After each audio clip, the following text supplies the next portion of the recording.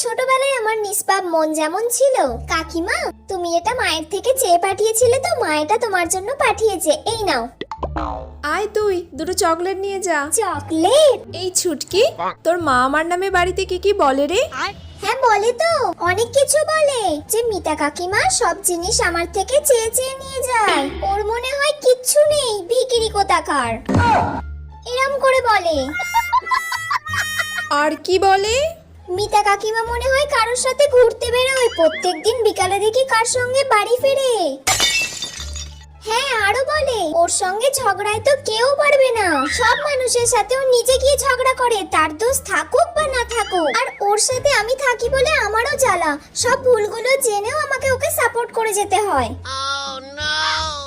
তাহলে কাকিমা আমি এত কিছু বললাম, এবার আমাকে চকলেট দাও। চকলেট খাবি? এনে খা।